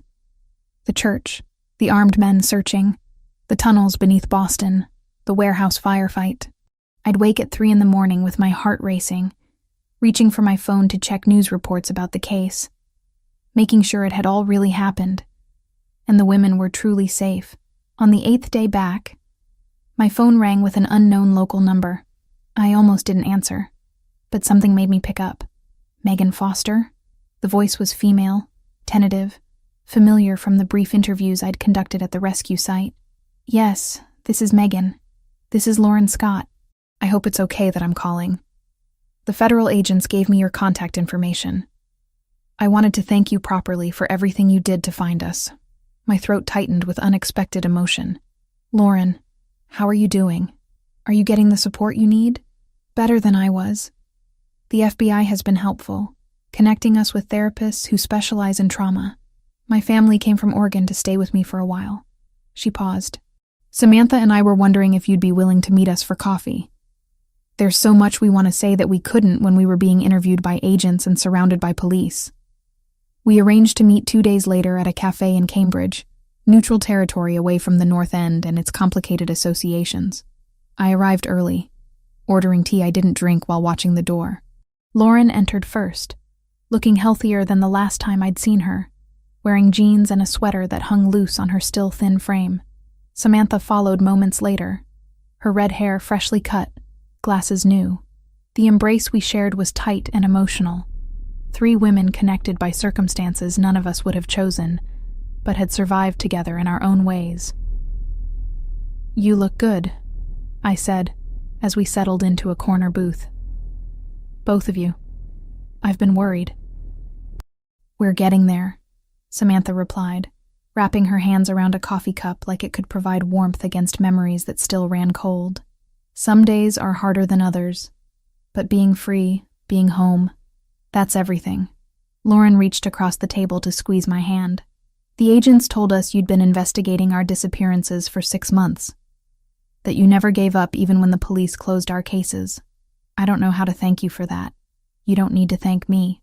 I just did what anyone should have done, but no one else did, Samantha said quietly. Everyone else moved on. Our families were told there was nothing more that could be done, that we'd probably left voluntarily or gotten involved in something illegal ourselves. You were the only one who kept looking. We talked for over an hour about their recovery, their plans for the future, the therapy sessions and legal proceedings ahead. Lauren was considering moving back to Oregon to be closer to family. Samantha wanted to stay in Boston but was looking for a new apartment, somewhere that didn't carry the memory of the night she'd been taken. As our conversation wound down, Lauren mentioned something casually that made my breath catch. That man who helped coordinate the rescue, the Italian one with the dark eyes. He had someone reach out through my attorney to make sure we had everything we needed. Money for therapy, security if we felt unsafe, help with relocation costs if we wanted to move. It was all very discreet, no strings attached. Christopher Verciani, I said. the name feeling strange on my tongue, in this normal cafe surrounded by students and professionals living ordinary lives. Yes. His representative mentioned that you'd been working together to find us. Asked if we'd seen you, if you were doing okay. Lauren studied me with the kind of insight that came from surviving trauma that forced you to read people carefully. He seemed very concerned about your well-being. Something warm and complicated unfurled in my chest. He's complicated. So are you, Samantha said with a small smile. Takes one to know one. After we parted with promises to stay in touch, I walked back to my apartment through streets that should have felt familiar, but somehow didn't anymore. I kept scanning crowds, looking for broad shoulders and dark hair, checking reflections in windows for anyone following. Not because I felt threatened, but because some part of me was searching for someone specific. A week after meeting Lauren and Samantha, I came home late from an interview to find a cream-colored envelope tucked under my door. No postage, no address label, just my first name written in firm, angular handwriting I recognized from the maps we'd studied together in Cape Cod. Inside was a key on a simple ring and a card with an address in Back Bay. On the back, a short message. If you want answers about what happened after, or just to talk, no pressure. See. I turned the key over in my fingers, feeling the weight of it, the implications. Christopher Verciani had given me access to his private space, trusted me with his location, offered conversation without demands. It was a gesture that felt significant beyond the simple metal and cardboard. For 2 days, I debated. The key sat on my kitchen counter, catching light from the window, impossible to ignore. I picked it up dozens of times, put it back down, argued with myself about what going to that address would mean. Finally, I called Ashley Morgan, a journalist I'd worked with on several stories over the years, someone who knew me well enough to call out my nonsense. I need advice, I said when she answered.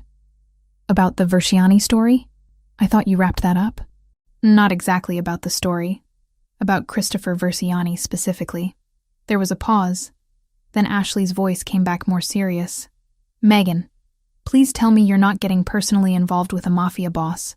I don't know what I'm doing. That's why I'm calling. I explained about the key, the message, my hesitation. Ashley was quiet for a moment before responding. In all the years I've known you, I've never seen you hesitate about following up with a source. You once flew to Guatemala on 12 hours' notice to interview a cartel informant. You've never been afraid of dangerous people if they had information you needed. This feels different. Because it is different. This isn't about the story anymore, is it? This is personal. The truth of it hit me squarely. Yes. Then you need to decide what you want, Megan. Not what's professional or safe or smart, but what you actually want. Because whatever you decide, there will be consequences. Just make sure they're consequences you can live with. After hanging up, I stared at the key for another hour. Then I grabbed my jacket and headed out before I could change my mind.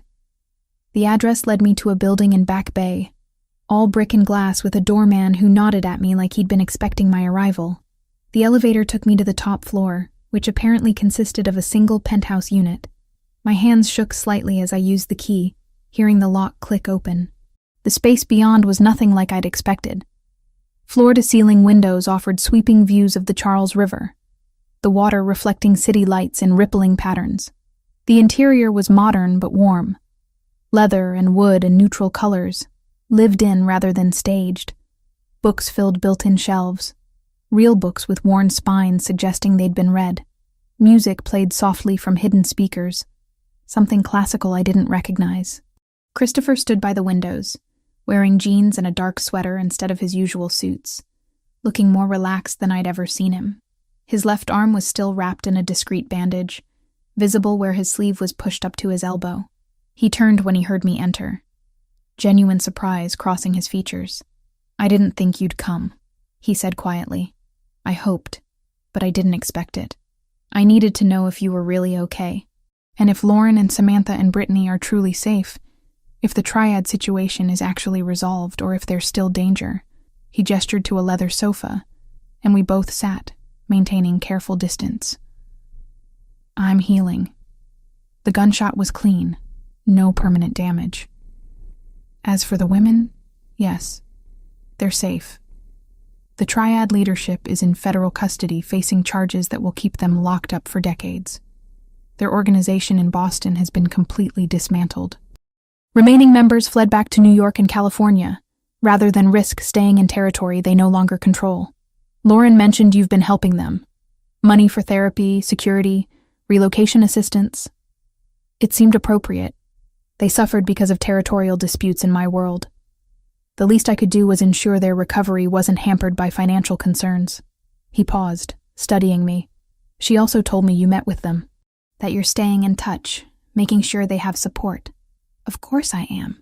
I didn't spend 6 months looking for them just to abandon them once they were found. Something in his expression softened. That's what makes you different, Megan. Most people would consider the rescue the end of the story. You understand, it's just the beginning. We sat in comfortable silence for a moment. The city spread out below us, distant and beautiful. Christopher looked different here. In his private space, away from the constant vigilance his position required. Lighter, like Lauren had said about him.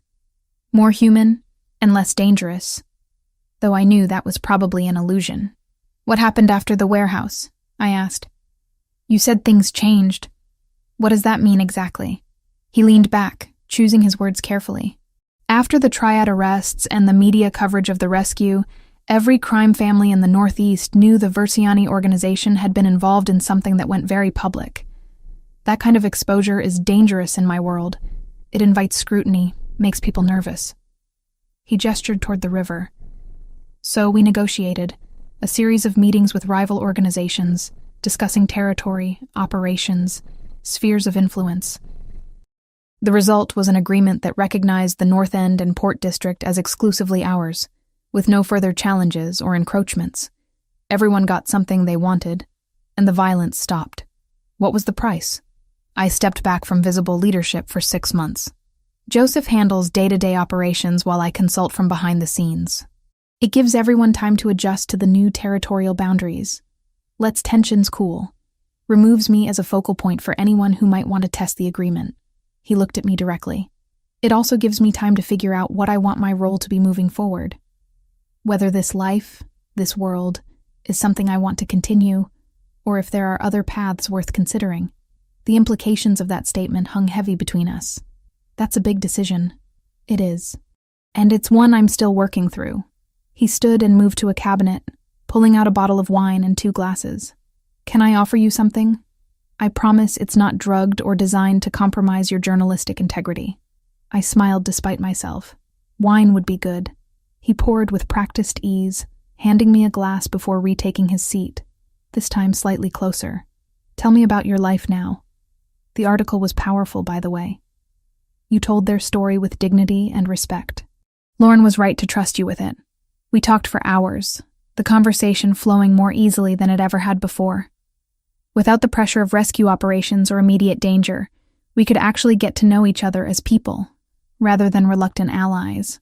He told me about growing up in North End, about the family expectations and the weight of tradition, about the cousin who died and how it had shaped his approach to leadership.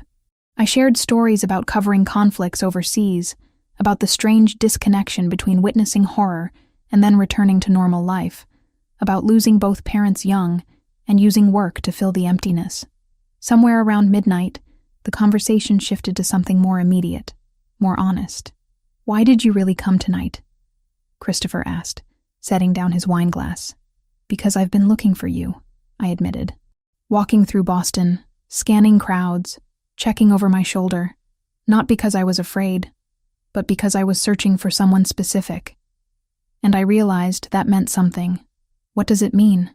That whatever happened between us during the rescue operation, it wasn't just professional necessity or temporary alliance. There's something here, something complicated and probably inadvisable, but real. He reached out slowly, giving me time to pull away, and took my hand. His palm was warm, calloused, steady. I've been thinking about you constantly since that night at the warehouse, wondering if you were safe, if you regretted calling the police, if you'd ever want to see me again after everything you'd witnessed. I don't regret it. Any of it. Even knowing what I am, what I've done. I squeezed his hand. I know exactly who you are, Christopher. The good parts and the complicated parts. And I'm still here. We stayed like that for a long moment, holding hands like teenagers on a first date despite everything we'd been through together. Finally, he pulled back slightly, his expression serious. If we do this, if we explore whatever this connection is, it can't be casual. My world doesn't allow for casual relationships. Anyone close to me becomes a target, a potential leverage point. I need you to understand that before we go any further. I understand. I also understand that I've spent 6 months chasing a story that put me in more danger than I ever anticipated, and I'd do it again in a heartbeat because some things matter more than safety. His slow smile transformed his entire face. You're either the bravest person I've ever met or the most reckless. Can't it be both? He laughed, the sound genuine and warm. Yes, it definitely can. When I left his penthouse 3 hours later, the key safely in my pocket, I felt lighter than I had in weeks. Whatever happened next, whatever complications arose from getting personally involved with Christopher Versiani, I'd made the choice with open eyes and full awareness of the consequences. And for the first time since this entire situation began, I felt like I was moving forward rather than just reacting to circumstances beyond my control. Over the next 2 months, Christopher and I developed a relationship that defied every logical category. We weren't quite dating in any traditional sense, but we weren't just friends or professional acquaintances either. We existed in some undefined space between all those labels, meeting for dinners at quiet restaurants, taking long walks along the harbor where he'd grown up, spending evenings in conversation that stretched past midnight. He respected my boundaries in ways that surprised me. I kept my apartment, continued working on investigative pieces for Rachel and other publications. He never asked me to move in, or questioned my work schedule, or tried to control any aspect of my life. It was refreshing after years of covering stories about men who confused love with ownership, and after my brief experience with an ex-boyfriend in college, who'd thought my career should always come second to his convenience. But Christopher was different. When I landed a major interview that required me to fly to Washington for 3 days, he simply said, "Be safe," and had Joseph arrange discreet security that stayed far enough back I almost didn't notice them. When I published a piece critical of how organized crime was portrayed in popular media, he read it carefully and pointed out where I'd gotten details wrong about family structures, educating me without being defensive. We learned each other slowly, carefully. I discovered he had a degree in business from Boston College that he'd earned while simultaneously learning his family's actual business. That he spoke 4 languages fluently and read philosophy for relaxation. That he'd never wanted this life, but had inherited it when his father died suddenly of a heart attack, leaving a 26-year-old Christopher to either step up or watch everything his family had built collapse into chaos. He learned that I'd originally wanted to be a novelist, but had turned to journalism after my parents died, because I needed to focus on concrete truths rather than fiction. That I had nightmares about Syria sometimes, waking at 3 a.m. with the sound of bombs still echoing in my ears. That I touched my mother's compass necklace whenever I was nervous, because it reminded me that someone had once believed I was brave, even when I didn't believe it myself. December arrived with the first real cold, the kind of bitter wind off the Atlantic that made Boston feel like the edge of the world. I was working on a new investigation, something completely separate from the Triad case, looking into allegations of corruption in the police department. Specifically, officers who'd been taking bribes to ignore certain criminal activities in exchange for cash and protection. It was dangerous work, the kind that made sources nervous and officials hostile. But I'd found a former officer willing to talk, a man whose conscience had finally outweighed his fear. His testimony could blow open a corruption ring that had operated for over a decade. 3 days after I submitted my article to Rachel for final edits, I received the first threat. An anonymous email with no return address. Just a simple message. Drop the corruption story or you'll regret it. I forwarded it to Detective Mitchell, who I'd stayed in contact with since the Triad case. He called me within an hour, his voice grim. "Megan, we need to talk. That corruption story you're working on, it involves Officer Daniel Reeves. He's got connections to what's left of the Triad operation in New York. This isn't just dirty cops. This is organized crime retaliation. I'm not dropping the story, Mitchell. I'm not asking you to. I'm telling you to be careful. These people don't make empty threats. I took precautions, varied my routes, checked my car for tampering, kept my apartment locked and alarm set. But I also refused to live in fear or ask Christopher for help. We'd built something based on mutual respect and independence, and running to him every time I faced danger would undermine that foundation. Looking back, pride was probably my worst enemy. The attack came on a Thursday evening in the parking garage of my building. I'd been at the magazine offices late, working with Rachel on final fact-checking. It was nearly 9 when I pulled into my assigned spot on the second level, the fluorescent lights casting everything in sickly yellow. I noticed the van immediately. Wrong spot. Windows tinted too dark. Engine running despite no driver visible inside. Every instinct I'd honed covering war zones screamed danger, and I was reaching for my phone when 2 men emerged from behind a concrete pillar.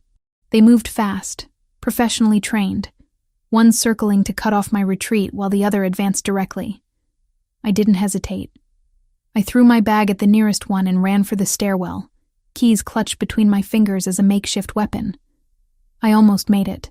My hand was on the door handle when something hard struck the back of my head, sending me sprawling. Pain exploded across my skull, vision blurring, as rough hands grabbed my arms and hauled me upright. "The corruption story," one of them said, his voice flat and emotionless. "You're going to call your editor right now and tell her you're killing it. Say you got the facts wrong. Say your source recanted. Say whatever you want. But that story doesn't publish." "Go to hell," I managed, tasting copper blood from where I'd bitten my tongue. The second man pulled out a knife, the blade catching the garage lights. "We can do this easy or hard. Your choice." That's when I heard the footsteps. Multiple sets, moving with the same professional silence as my attackers, but coming from the opposite direction. The 2 men froze, exchanging glances, and suddenly Christopher was there with Joseph flanking him. Christopher's expression was absolutely cold, devoid of any warmth or mercy I'd seen in our private moments. This was the crime boss, the man who'd survived decades in a world built on violence. "Gentlemen," he said quietly, his voice carrying that dangerous softness that was somehow more terrifying than shouting. "You're in my territory threatening someone under my protection. That's a fatal mistake." "Verciani," one of my attackers said, recognition and fear mixing in his tone. "We didn't know she was yours. We were just delivering a message from Reeves, and now I'm delivering one back. Tell Reeves that if he or anyone associated with him comes near Megan Foster again, I'll consider it a declaration of war. Tell him I don't lose wars." The 2 men ran, actually ran, leaving me standing there with blood dripping down my neck and my legs shaking so badly I could barely stay upright. Christopher moved to support me immediately, his touch gentle despite the violence he'd just promised. "Are you hurt?" His voice had transformed completely, concern replacing the coldness. "Just my head. I'll be fine. You're bleeding. Joseph, get the car. We're taking her to the clinic." "I don't need a clinic. I need to call Mitchell and report this attack and finish my article because I'm not letting corrupt cops and triad remnants intimidate me into silence." Christopher actually smiled, though it didn't quite reach his eyes. "That's exactly what I expected you to say. But you're going to the clinic first, getting checked for concussion, and then we're going to have a conversation about your definition of acceptable risk."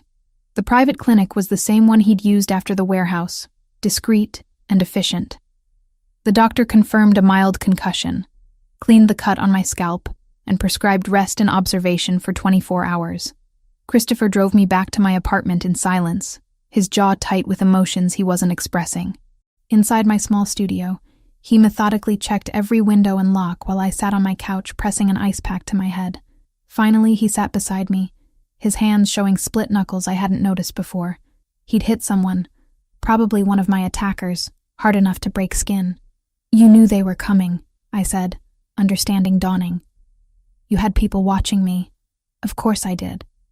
"You're investigating corruption connected to the triad. You think I wouldn't keep eyes on you after everything that happened?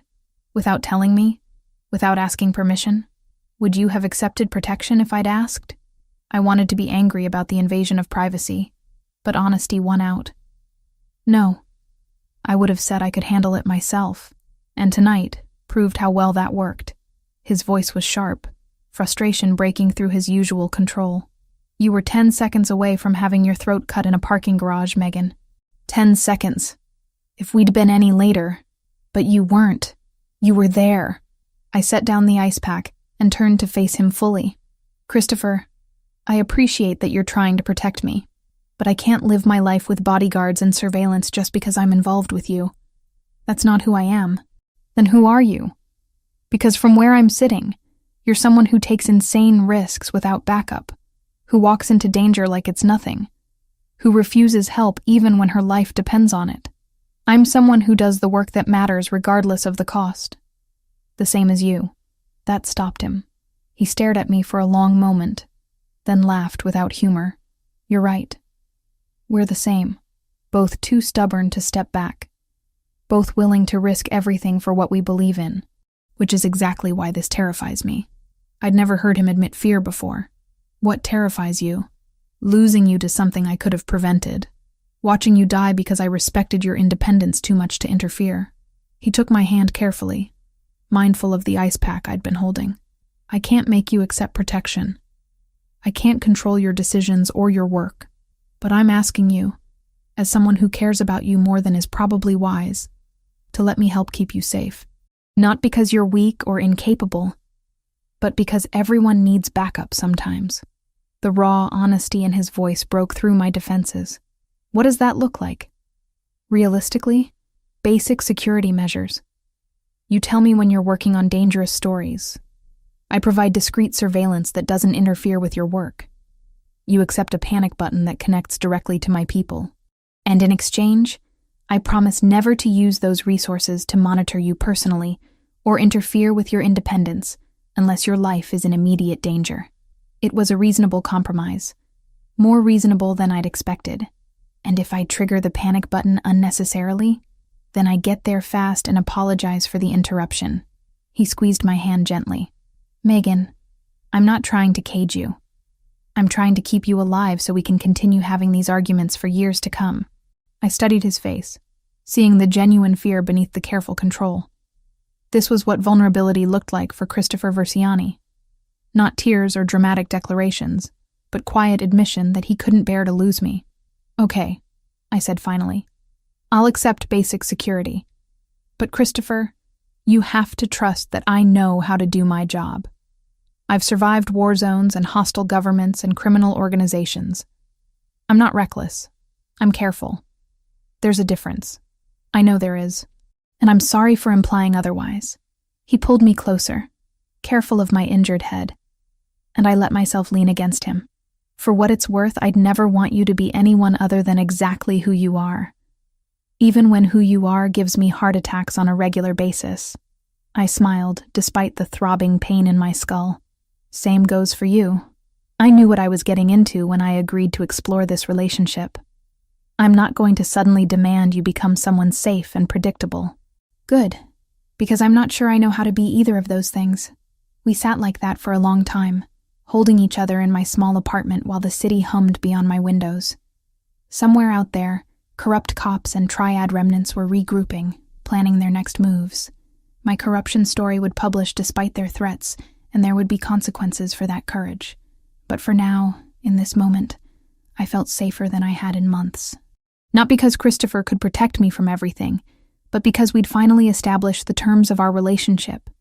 Partners, equals, two people choosing each other while maintaining their own identities and principles. It wasn't traditional or simple or without risks, but it was real, built on mutual respect and honest acknowledgement of who we both were, and that was worth fighting for. 3 months into the following spring, I'd managed to establish something I never thought possible. A life that felt balanced. Not perfect, not simple, but functional in ways that mattered. My studio apartment in Alston remained my official address, the place where I kept the majority of my books and research materials, where I'd retreat when work required total focus. Christopher's penthouse in Back Bay had become the place I gravitated toward when I wanted company, conversation, the quiet comfort of someone who understood my work without needing constant explanation. We never formalized the arrangement. Some nights I'd show up at his door with takeout and stay until morning. Other times I'd disappear into my own space for 3 or 4 days straight. emerging only when a story was finished, and my brain needed human interaction again. He never questioned the pattern, never demanded explanations for my absences. It was the kind of trust that takes most couples years to build, but we'd compressed those years into months of life-or-death situations that forced honesty faster than comfort ever could. The work continued to consume most of my waking hours. Rachel had promoted me to senior investigative correspondent, which came with better pay and more autonomy, but also higher expectations. I spent weeks tracking corruption in housing development schemes, months investigating labor exploitation in restaurant kitchens across the city. Each story required the same meticulous approach that had helped me find Lauren, Samantha, and Brittany, building cases from fragments of evidence that others had overlooked or chosen to ignore. Christopher's world evolved too, though his changes were less visible to anyone outside his immediate circle. He'd officially stepped back from day-to-day leadership of the Versiani organization, letting Joseph handle operations while he focused on what he called strategic development. In practice, that meant converting more of the family's holdings into legitimate businesses, investing in neighborhood improvement projects, and carefully distancing himself from anything that could draw federal attention. I watched him navigate this transition with the same calculated precision he applied to everything. Sunday dinners at Aunt Lucia's house revealed the family's mixed reactions. Some of the older generation respected the move toward legitimacy. Others worried that going soft would invite challenges from rival organizations. Christopher handled all of it with patience, explaining his vision, making compromises where he could, holding firm on points that mattered. "You're changing the family from the inside," I observed one evening after a particularly tense dinner, where two of his uncles had questioned his decisions about territorial agreements. "Trying to," he corrected, pouring wine for both of us. "Change is slow. These traditions go back 3 generations. You don't just decide one day to become legitimate and expect everyone to follow without resistance. But you're making progress. Some days it feels like progress. Other days it feels like I'm betraying everything my father built." He set down the bottle and looked at me directly. "Do you think it's possible to come from this world and actually leave it behind?" "I think you're doing something harder than leaving," I said. "You're staying and trying to transform it into something better. That takes more courage than walking away." His expression softened in the way it did when I'd said something he needed to hear, but hadn't allowed himself to believe. "Thank you for that." The challenge to our carefully constructed equilibrium came not from his world or mine, but from the intersection where they collided. 2 months after my corruption expose on police involvement with Triad remnants, the U.S. Attorney's Office formally requested my cooperation in their ongoing investigation into organized crime financial networks. They wanted me to testify about Christopher's role in the Triad case, specifically whether he'd profited from the organization's dismantling. My media lawyer, Diane, reviewed the subpoena with the kind of cold efficiency I'd come to appreciate. They're fishing, looking for anything that might give them leverage for a larger case. You're protected under SHIELD laws for anything obtained as a journalist, but they're arguing that your relationship with Versiani goes beyond professional source protection. "How do they even know about the relationship?" I asked, though I suspected the answer. Surveillance, probably. Maybe informants within his organization. Once the government decides someone is a target, they gather information from every possible angle. She looked at me seriously. "The question is how you want to handle this. We can fight the subpoena entirely, which will be expensive and time-consuming but winnable. Or you can appear for a limited deposition with strict parameters about what you'll discuss. What do you recommend?" "Fight it. Appearing at all sets a precedent that journalists can be compelled to testify about sources, even with restrictions. It's bad for the profession, and bad for your future ability to develop sources in sensitive stories." I told Christopher about the subpoena that evening, watching his face carefully for reaction. He was cooking, something he did when he needed to think.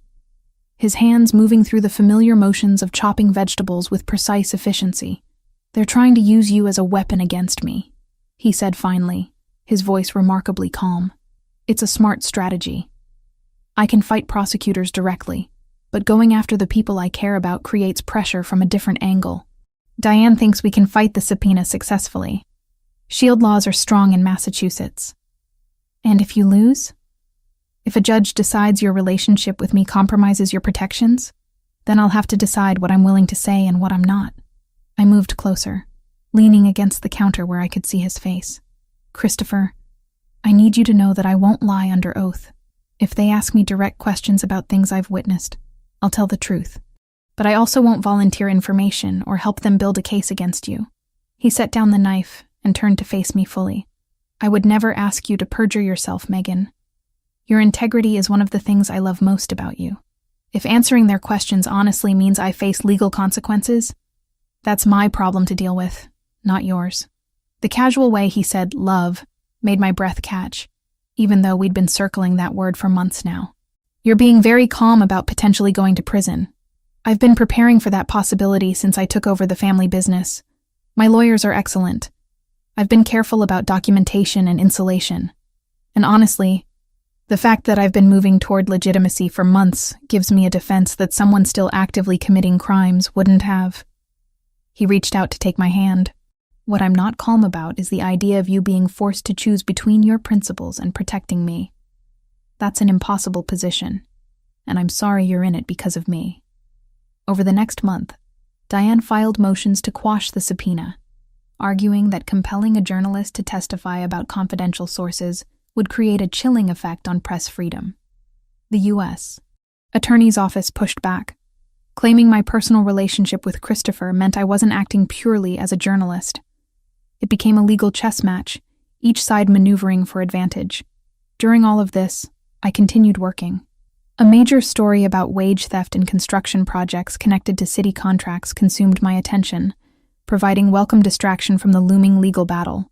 The investigation required interviewing dozens of workers, most of them immigrants afraid to speak publicly, and I spent weeks building trust before anyone would go on record. One evening, I was reviewing transcripts at Christopher's penthouse when Joseph arrived unexpectedly.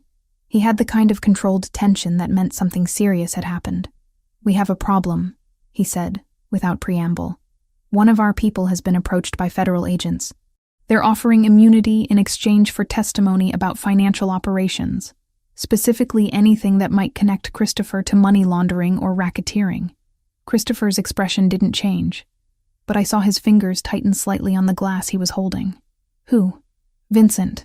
He's been with us for 8 years, solid until now. But his daughter has health problems, medical bills piling up. The feds are offering to cover everything if he cooperates." "That's a strong incentive," Christopher said quietly. "What's he asking for?" "He came to me first. Wanted to know if there was any way we could help with the medical costs. I think he's looking for a reason not to cooperate, but he needs money immediately." I watched Christopher process this, seeing the calculation behind his eyes.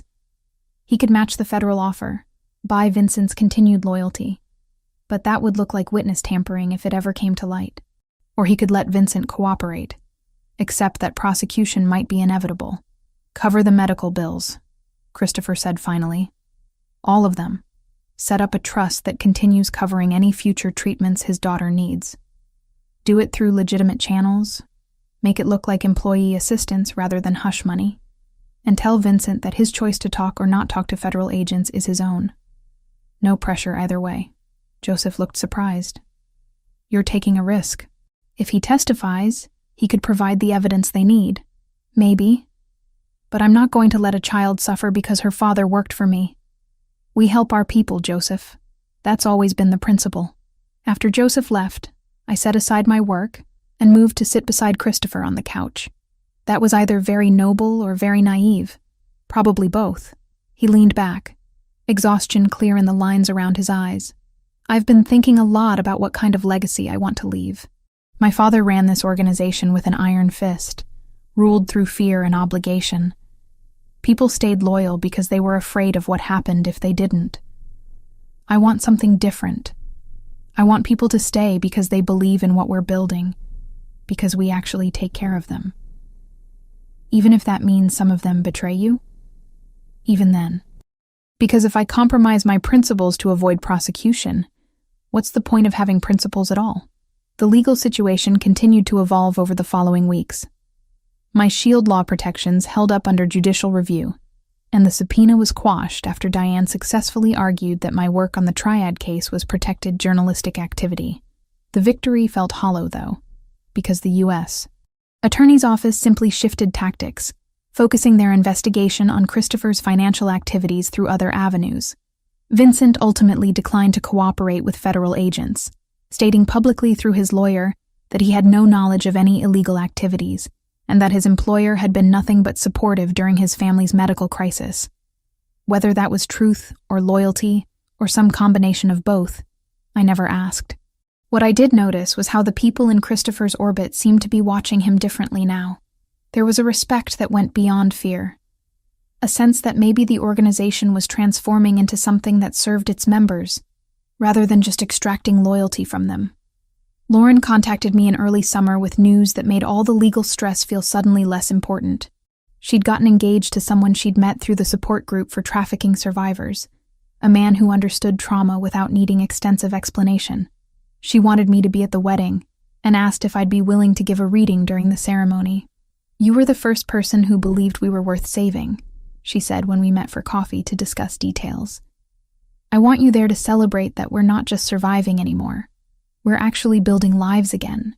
I attended the wedding on a perfect June afternoon in a small chapel outside Portland, Oregon. Samantha was there too, along with Brittany, who'd traveled from Chicago, where she'd relocated to be closer to family. We spent the reception catching up, sharing stories of recovery and resilience that didn't feel heavy because we were choosing to remember rather than being forced to relive. When I returned to Boston, I told Christopher about the wedding, about seeing the three women laughing and dancing and simply being alive in a world that had tried to destroy them. "You gave them that," he said quietly. "You refused to let them be forgotten." "We gave them that," I corrected. "I couldn't have found them without your resources and information." "Maybe. But I've been involved in a lot of operations over the years, Megan. Very few of them ended with weddings and hope." "That's all you." We were standing on his balcony, the Charles River below reflecting city lights in shimmering patterns.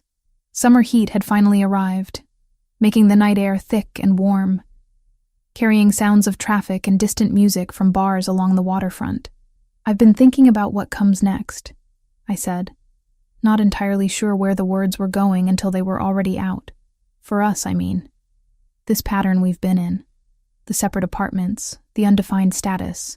It works. But it also feels temporary, like we're still deciding whether to commit. "And have you decided?"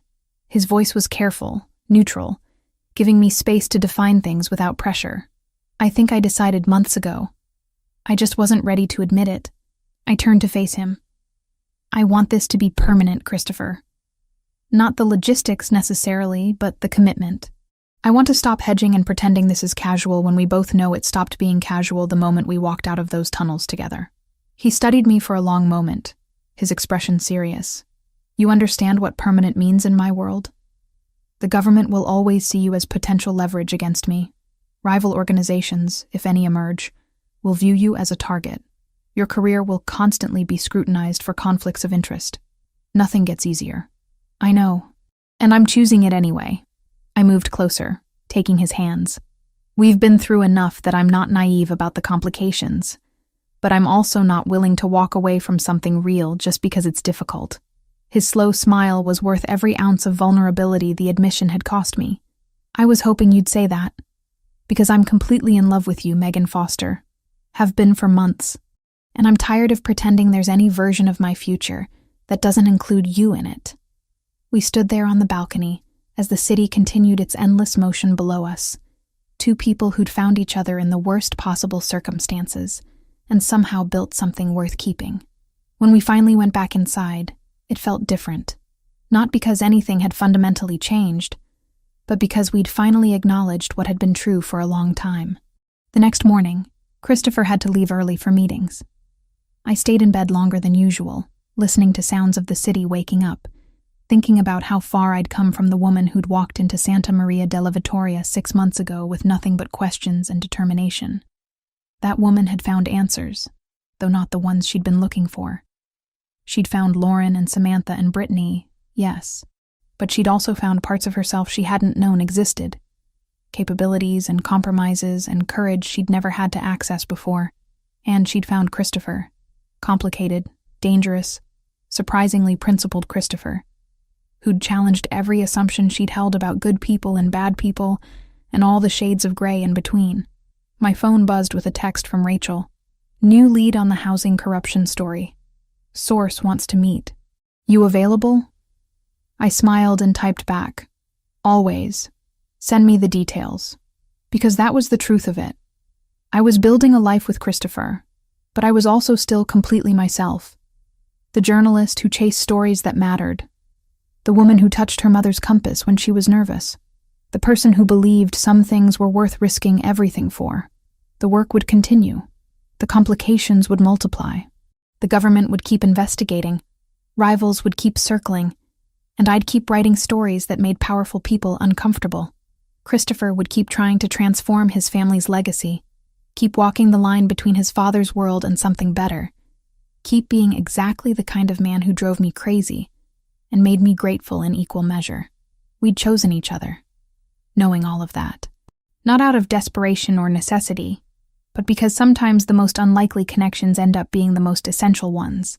And that choice, complicated and difficult, and absolutely real, was something worth fighting for.